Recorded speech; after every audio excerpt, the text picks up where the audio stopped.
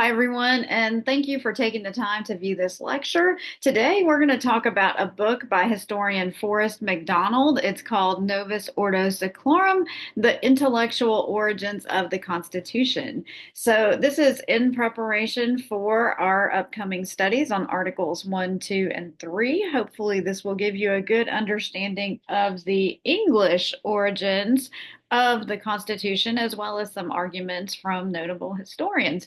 And overall, I hope it encourages you to read the book because I'm going to go through some of the most salient aspects of the book, chapter by chapter, but it's not a substitute for reading the work because Forrest McDonald really put together quite an expose about the writing of the Constitution from the founders' perspective as they saw how it relates to English law. It's really fascinating. And so I'm going to dig in. Let's talk about who is Forrest McDonald and why did he write this book? Well, other monographs, and monograph is a fancy way to say book, right? So by Forrest McDonald, We the People, the economic origins of the Constitution. And he's also got E Pluribus Unum, which is on our coins. It means one from many, the formation of the American Republic from 1776 to 1790. So he loves those Latin phrases, yeah?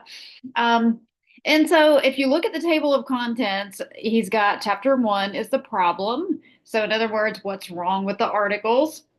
And then he's got the rights of Englishmen, systems of political theory, systems of political economy, lessons of experience, the framers, principles, and interest, the convention itself. He doesn't get to that until chapter 7, so you can see him building a case for this.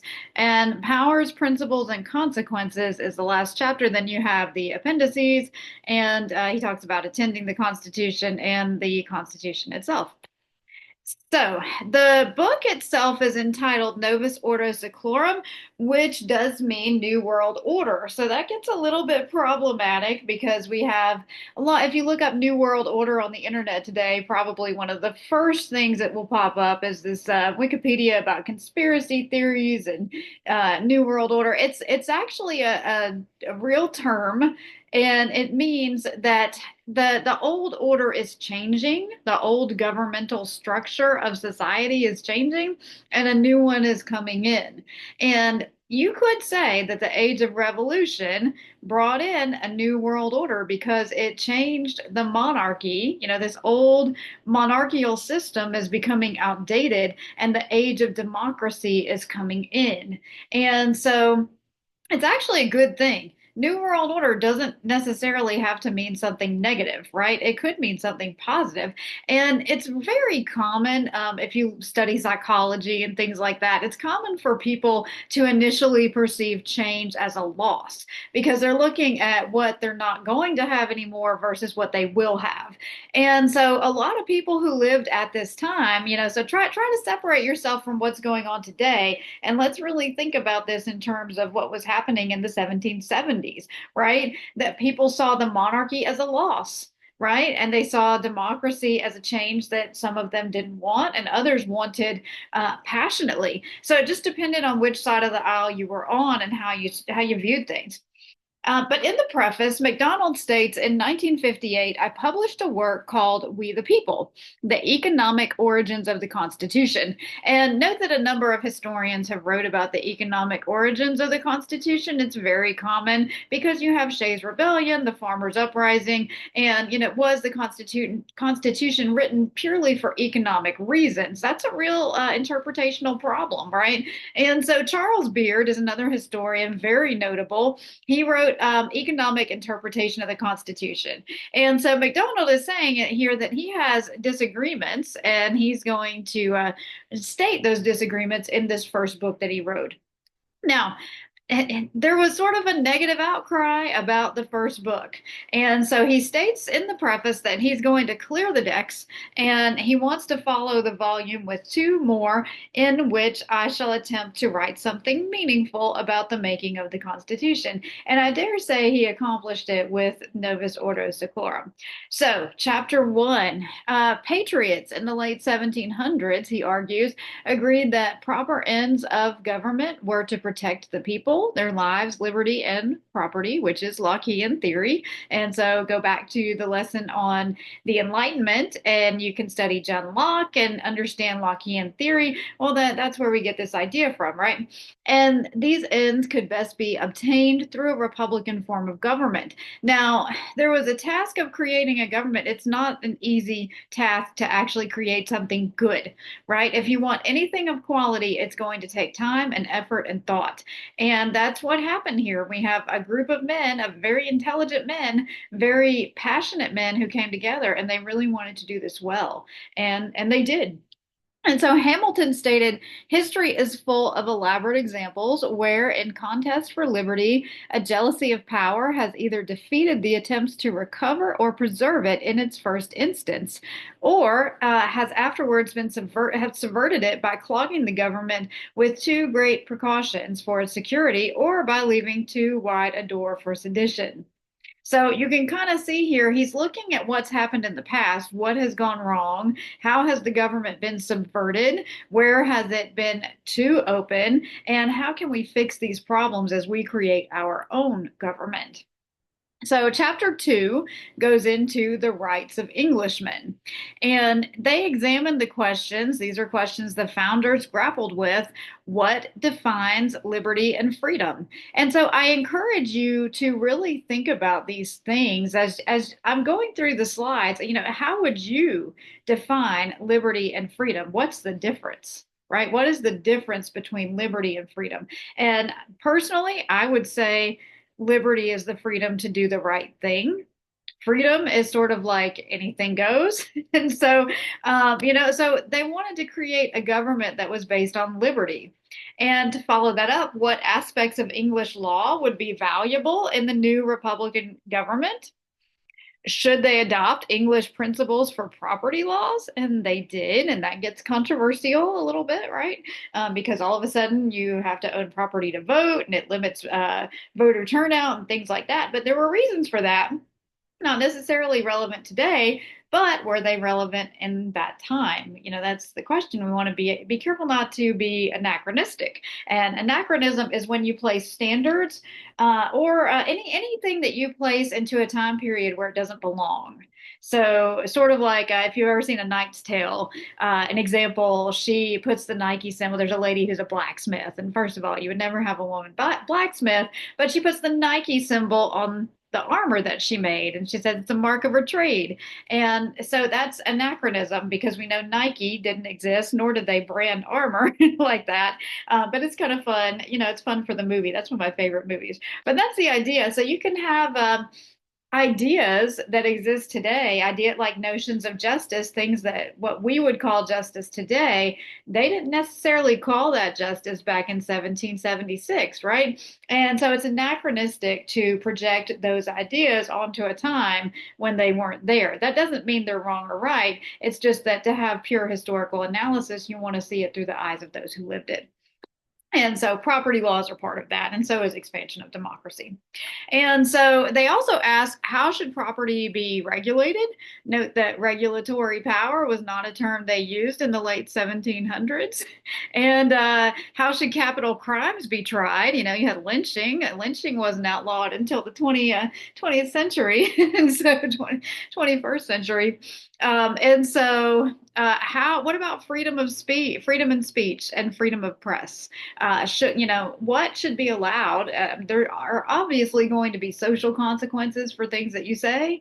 But what about, legalities? Should we put someone in jail for speaking out against the president? Should the press be able to say whatever they want? And what does that look like in the modern world today? That's changed quite a bit with technology. There's a real question today of, is turning off the comments on your YouTube channel a limitation of free speech? And so I imagine maybe I'll get a comment or two on this video. I don't know. But those are real questions that we're grappling with today. And so, further in chapter two, he's still talking about property rights. And so, note that the section is very lengthy. And he says to understand the concepts of liberty and property in America, it is therefore necessary to understand, at least in general terms, how American law differed from, but was similar to English law. The customs of liberty and property carried with them a large body of assumptions, customs, attitudes, regulations, both tacit and explicit, and rules of behavior. Thus, neither liberty nor property was a right, singular.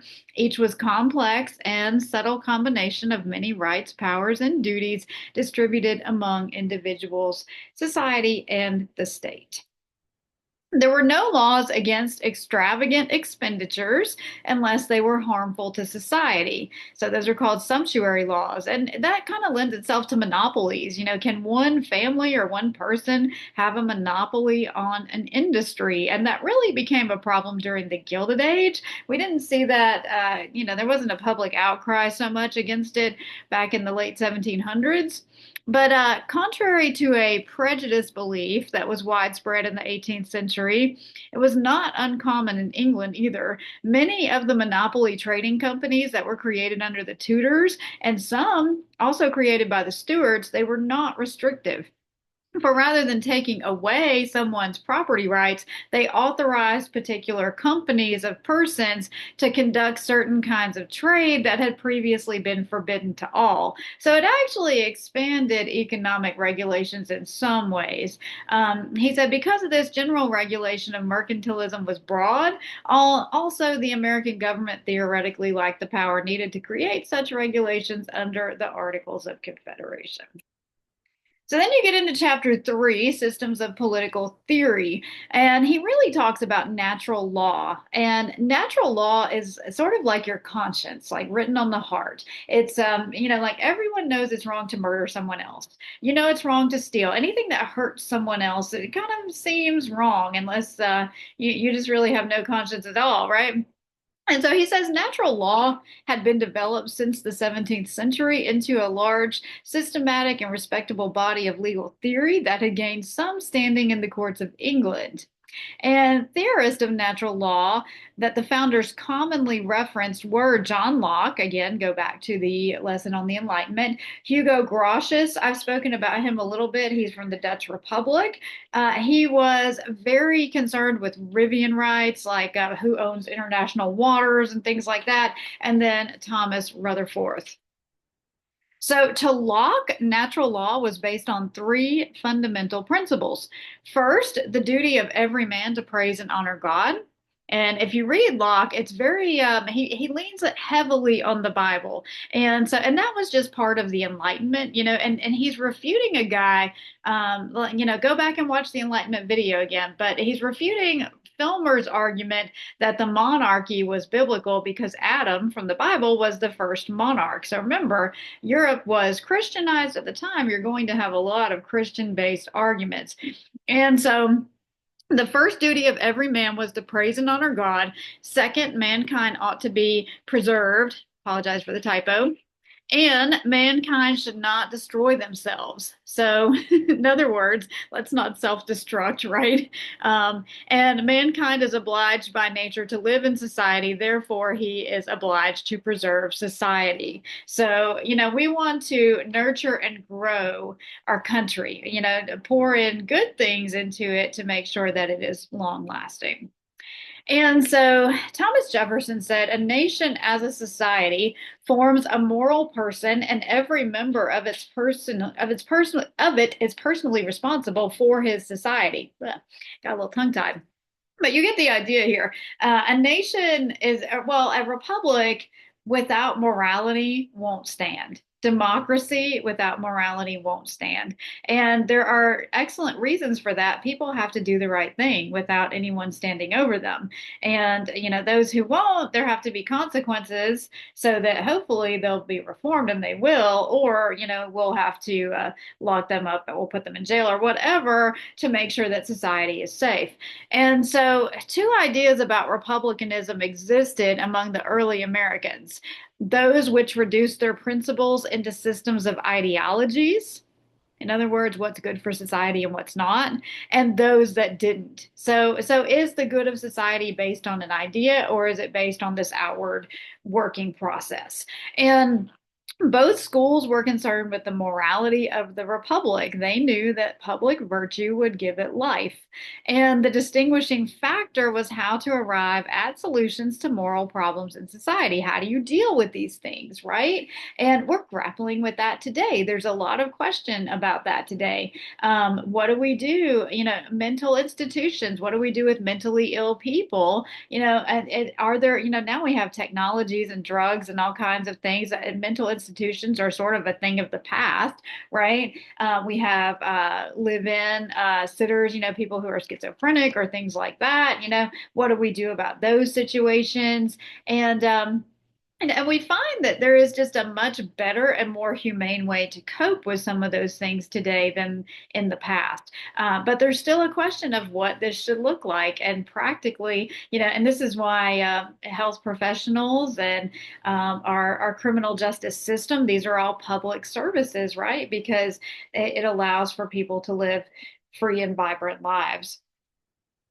So then you've got schools of political theory. So the idea of separation of powers originated from Montesquieu. Montesquieu is an Enlightenment thinker who wrote a book called The Spirit of Laws.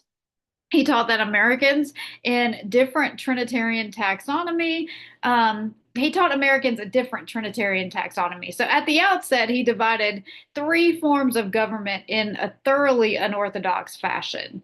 And so this is where we get our system of checks and balances from. It was a brand new idea when he wrote about it, the spirit of laws, like what should this look like? And many American patriots became disillusioned with the idea of checks and balances by reading a single grand polemical tract. Guess what it was? Thomas Paine's Common Sense. So Paine wrote about breaking away from England, right? He's saying it just is common sense that, they put us in a bind. Well, how is it that a little island rules our big territory and things like that?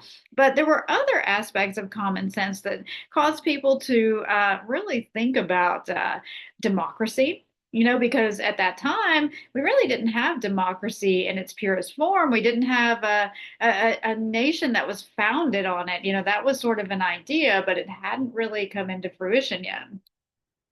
So, chapter 4 talks about systems of political economy. And so, the very concept of economy, he says, had only recently emerged. And the common signification of the word economy, oikonomist from the Greek, continued to be a private one, referring to a person who economized or lived frugally. Now, the most common belief was that the wealth of the world was more or less fixed, and therefore that a person or nation could grow wealthier only at the expense of another. However, new ideas were springing up that wealth could be increased enormously through capital investment and increase of supply and efficiency of labor. You also have, the Industrial Revolution began in Britain in 1750. So by 1776, it was still very new and it didn't make it to America until the mid 1800s. And, it kind of like slowly spread out across from Britain into France and Germany, Spain, places like that. They began building railroads and textiles were a big industry. Slavery was obviously a big part of that, which kind of lends itself to that one part about how one person can only grow wealthier at the expense of another. But then there's a real question of how the industrialization impacted the middle class as well. And so the chapter goes on to detail what the economy looked like in each individual state. And, of course, the South is agricultural, but you have a lot of factories. You actually had a lot of farms. If you look at the New Jersey's nickname is the Garden State. And, there's not a lot of gardens. I don't know if you've ever been to New Jersey, but it's kind of hard to get away from the asphalt in New Jersey. But, back in the day, this is where they grew a lot of produce and things like that. Now, New York produced a large quantity of wheat and flour, as well as manufactured goods. Their legislature enacted a uniform system of weights and measures. And Virginia and Maryland experienced a tobacco shortage, and they tried to encourage citizens to change their ways and go into trading by passing certain legislation. So, in other words, you can encourage certain industries to come to you by lowering taxes and things like that. Sort of like where I live in Georgia, we have kind of become a movie hub here. And it's because the laws may encourage that in a lot of ways because it costs our filmmakers less to make a movie in our state.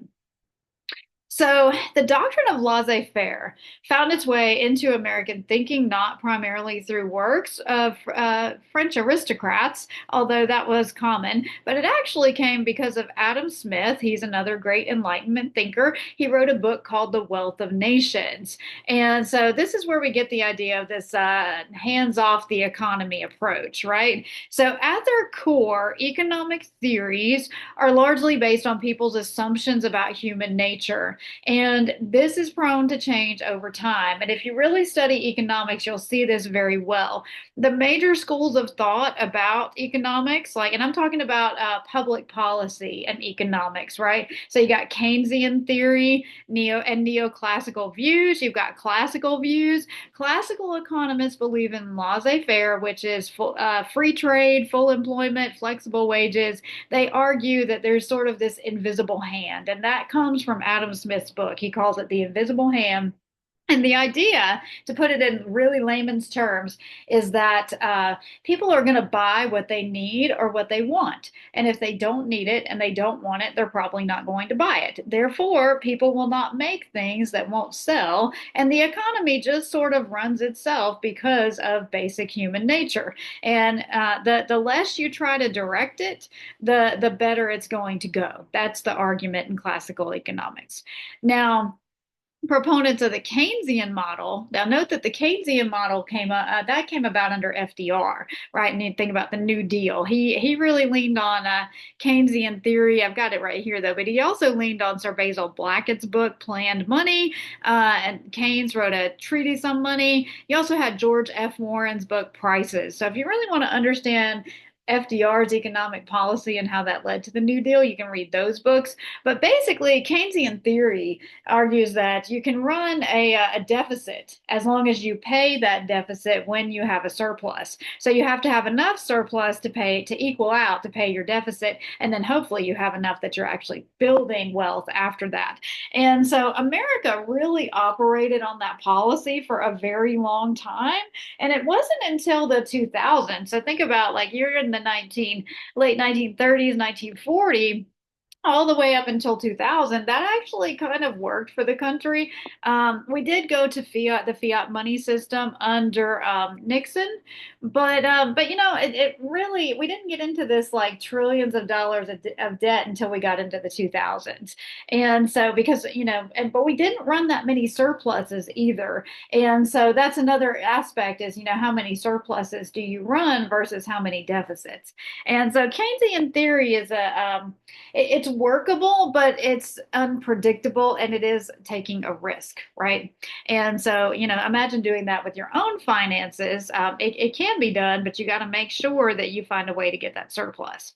So, other views on economics include Marxism. Marxism is where you try to put everyone on this equal playing field. Socialism is a precursor to Marxism, as you may have studied. Socialism tries to gently move the economy into a socialist model where the government provides certain services like healthcare or something like that. Marxism is much more violent and abrupt. It usually involves a revolution where, the people, a lot of times the people are the ones who revolt and then the government is overturned and then a new government can come in. And that's sort of what happened during the Bolshevik Revolution in 1917. So, and then of course you have Austrian theory. I'm not going to go into too much of that, but that was based on the ideas of Karl Menger, if you want to look that up. So, chapter 5 goes into lessons of experience. And so, objectively, the first decade of the history of the U.S. was a whopping success, he says. The greatest achievement, of course, was winning independence because we wouldn't have a country if we didn't win the war, right? But despite certain post-war economic dislocations, most Americans were prospering, especially under Jefferson.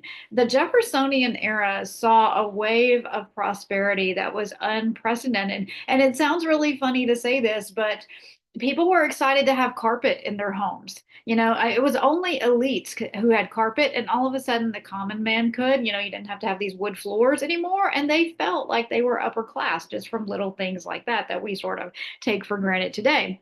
There was no DuPont back in 1800, right? Where they test all the spills on the carpet and things like that.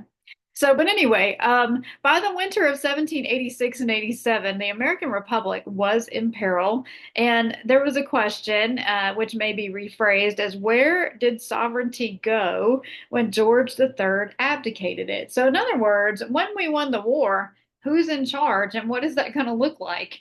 And, we had the Articles of Confederation, but imagine living during that time and, ruling this vast expanse east of the Mississippi. What are you going to do with that? And should state governments continue to function much like they did before the war?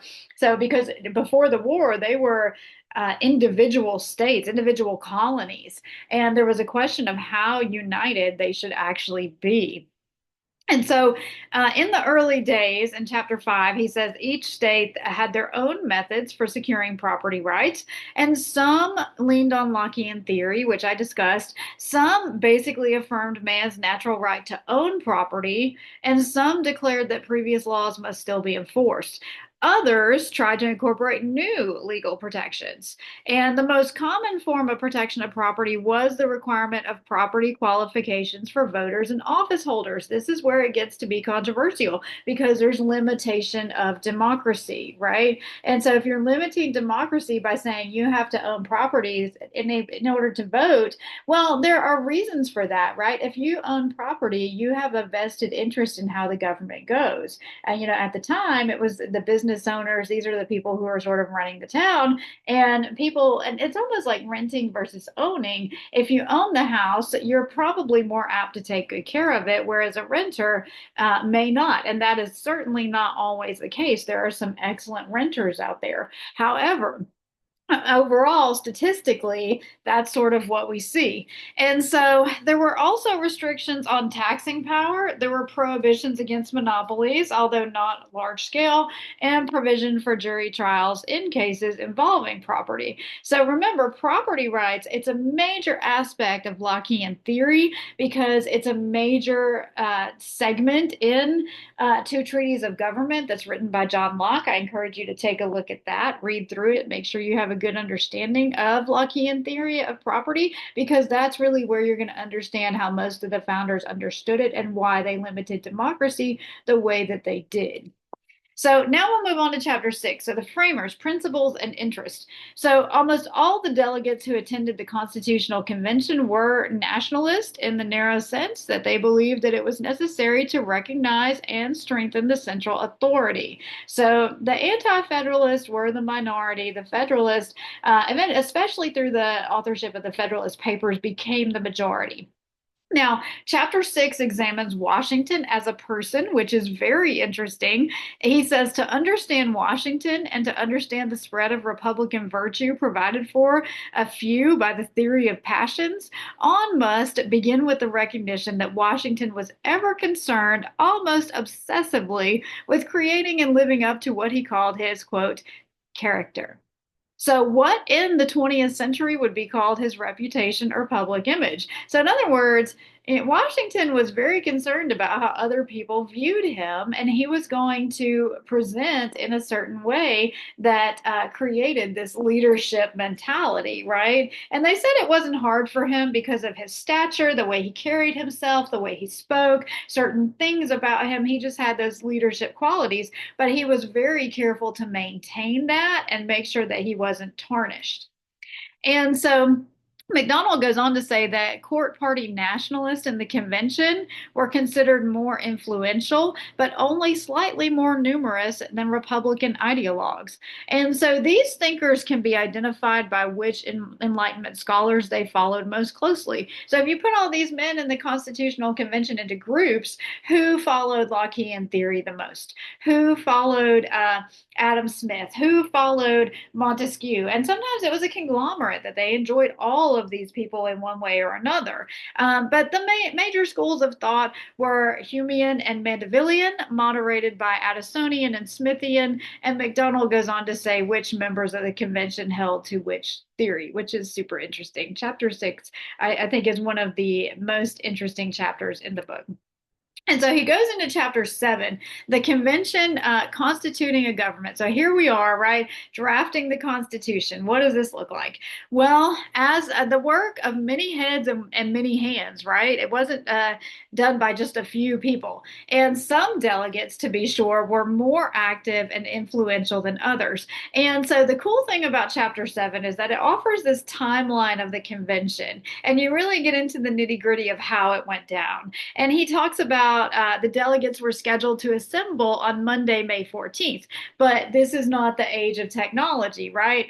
Word doesn't spread quickly. You don't have internet. I mean, you're sending a note on horseback to someone or whatever. And so some of them were late, even though it was supposed to start on May 14th. They didn't actually open session until May 29th, which would seem unacceptable to us today, very acceptable back then. So for nearly a month, they made no progress because of the issue of representation. And, how should the states be represented? Should it be based on population, based on size? There's a lot of different ways to represent the people. And so they argued about that for a while. On June 6th, they were debating who should elect the members of the first branch of government. And then by July 5th, they finally compromised and they said that the states should be equally represented in the second branch. And by July, they were discussing property qualifications for membership in Congress. You have Charles Pinckney and Ben Franklin. They're recorded as arguing about what that's going to look like. And then you have on July 17th and 26th a great debate about the executive branch. And he says it, quote, erupted. So it must have been pretty intense. And so founders like Hamilton argued for re-eligibility of term limits, and others like Jefferson advocated for rotation. Madison saw biennial House terms as a balance. And so you can kind of see this coming out in Federalist 71. They support this 4-year executive term. If you read Federalist 52 and 53, they talk about a 2-year legislative term. And so this shows that different offices required tailored term limits. The main idea here is that executives needed enough time to implement policy and provide stability. Legislators benefit from shorter terms to remain accountable. And so it's interesting how you have the Senate with the longer terms and the House with the shorter terms. And when you look at that in terms of House of Lords and House of Commons, it does sort of make sense. Now, notably, the Supreme Court, there was a case, U.S. Term Limits, Inc. v. Thornton in 1995, which is way forward in history, but that basically ruled that the states cannot impose term limits on federal office holders beyond constitutional qualifications, meaning that term limits for Congress can only come through constitutional amendments and not state action, showing how essential this is. When they had these arguments initially at the founding, we're still talking about this in 1995, that the Constitution is king and there's a way to do things as it was set up. And I think that's very inspiring.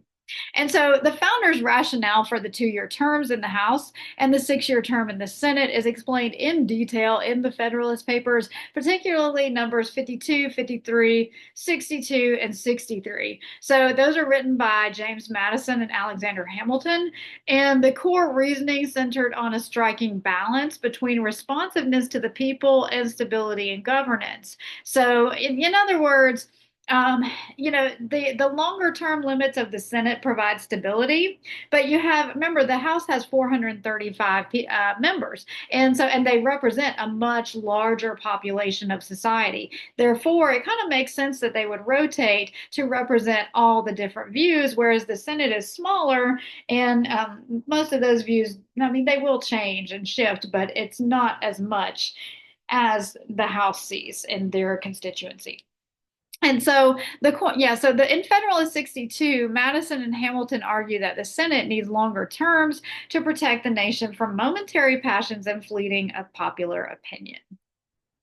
So he goes on. At the end of August, they appointed a committee of 11 with one delegate from each state in attendance who produced a number of crucial provisions, including the Electoral College. Now, by August 31st, a committee composed of one delegate from each state was appointed in an effort to resolve all unsettled questions. So that brings us to chapter 8, the final and concluding chapter. He calls it Powers, Principles, and Consequences. So he says, McDonald says, in the truest sense of terms, the reformation of the Constitution was simultaneously a conservative and a radical act, restructuring the central authority from a simple unicameral Congress into a complex, self-balancing, four-branched institution. Why does he call it four-branched? Well, he considers the individual states as sort of like the fourth branch, which is very interesting. He said it was on part of the genius of what one part of the genius of what the framers did. Quite as important in their efforts to attain their goals, which is cementing the Union, providing for the common defense, ensuring domestic tranquility, promoting the general welfare, securing citizenry and its rights to life, liberty, and property. And where do we find these? I hope everybody at this point in the course is well versed on the preamble of the Constitution. We find the goals here. But he said these were allocations of power among the branches of central government and between it and the state governments.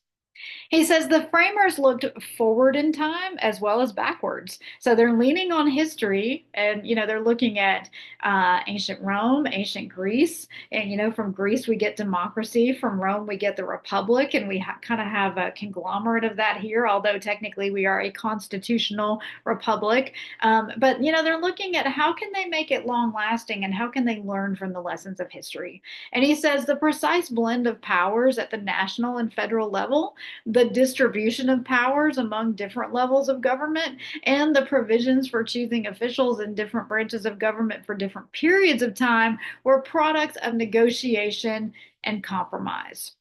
From the perspectives of what had gone before, the Constitution marked a culmination of tradition of civic humanism that dated back more than 2 millennia and of a common law tradition that dated back many centuries. And so I'm going to end it here in chapter 8. This is the last sentence in the book, and I just can't think of a better way to say it. He says, but perhaps that is not all.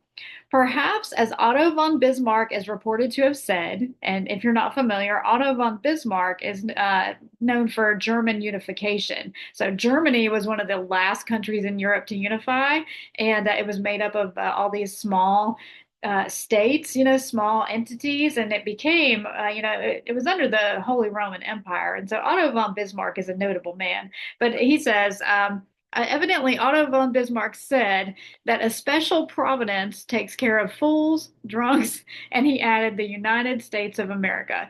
Surely the founders believed the last of these. And so there is a concept here that there's a deity that looks over the country, and that America, as I have said before, is the only nation founded on Protestantism. So, other nations have converted to Protestantism from Catholicism or whatnot.